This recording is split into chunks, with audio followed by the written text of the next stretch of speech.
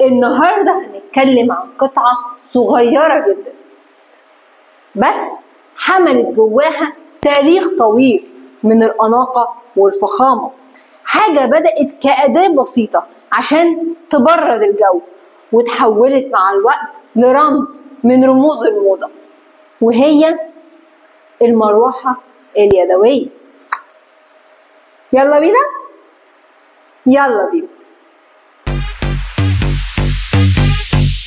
Stop. ازيك يا جميلة؟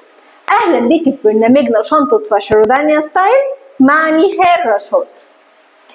البداية كانت في الحضارة القديمة. المراوح اليدوية ظهرت من آلاف السنين في مصر القديمة، وكانت مصنوعة من ورق الوردي وريش الطيور. الملوك والملكات ما كانوش يمسكوا المروحة بنفسهم، لكن كان في خدم مخصوصين عشان يهووا عليهم. كانت علامة سلطة ومكانة اجتماعية عالية جدا.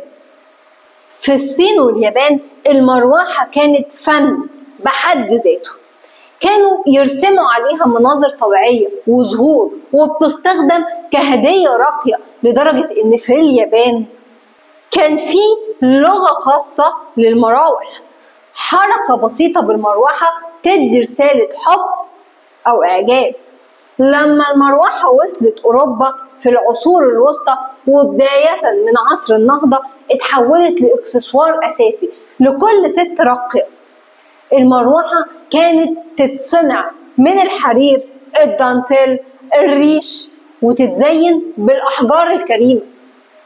والستات كانوا بيستخدموها مش بس للتبريد، لكن كوسيلة غامضة للفت الأنظار أو حتى إرسال إشارات سرية. المروحة لحد النهاردة رمز للفخامة والرقي. بنشوفها في عروض أزياء المستوحاة من التاريخ وفي جلسات تصوير النجوم. أحيانا قطعة صغيرة بتدي إحساس بالدراما والأناقة أكتر من فستان كامل. المروحة اليدوية بدأت كأداة بسيطة، ولكنها مع الوقت بقت لغة للأناقة والفخامة. والمرة الجاية لو شفتي مروحة حرير أو ريش افتكري إنها مش بس للهوا، دي قطعة بتحرك تاريخ كامل من الجمال. وبكده نكون وصلنا لنهاية حلقتنا عن الأزياء وتاريخها المثير. يا رب تكونوا استمتعتوا واستفدتوا بمعلومة جديدة عن مروحة اليد. وبجد مستنية تقولوا لي رأيكم في الستايل بتاعي، وهل المعلومة كانت مفيدة ليكم ولا لأ.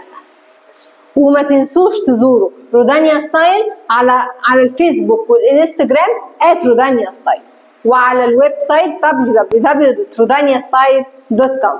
وافتكروا دايما life is a party, dress like it. Bye. Stop.